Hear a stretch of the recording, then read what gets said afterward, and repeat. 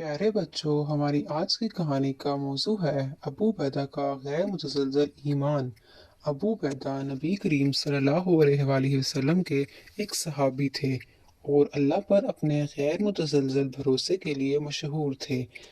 शदीद खुश्क साली के दौरान इनके खानदान की फसलें मुरझा गईं और इनके मवेशी हलाक हो गए।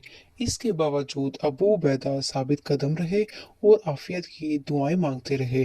एक दिन एक मालदार ताजिर ने इन्हें एक बड़ी रकम की पेशकश की और कहा, अबू उबैदा, तुम्हारे घर वालों को तकलीफ हो रही है, इस माल को ले लो और उनको पालने के लिए इस्तेमाल करो। अबू बैदा रज़ियल्लाहु अन्हा ने इनकार करते हुए कहा कि मैंने अपने अहलो अयाल की खैर ख्वाही अल्लाह के सुपुर्द कर दी है, अगर वो चाहेगा तो इनको रिज़्क देगा। ताजिर अबू बैदा के ईमान से मुतासिर होकर इनसे बारिश की दुआ करने को कहा। अबू बैदा ने हाथ उठाकर दुआ की, ए अल्लाह, हमें तेरी रहमत की सख्त ज़रूरत है, हम पर बारिश भेज ताकि हमारी ज़मीन और हमारी रूहें बहाल हो जाएं। मौजज़ाना तौर पर गहरे बादल जमा हुए और एक ताजगी बख्श बारिश बरसी, सूखी ज़मीन को जिंदा कर दिया और पानी के ज़राए को भर दिया।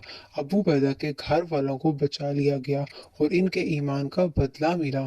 ये कहानी हमें सिखाती है कि सब्र, तवक्कल और दुआ पहाड़ों को हिला सकती है और मुश्किल के वक्त राहत पहुंचा सकती है।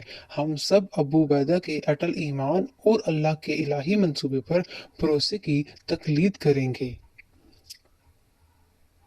Thanks for watching. Please subscribe my YouTube channel.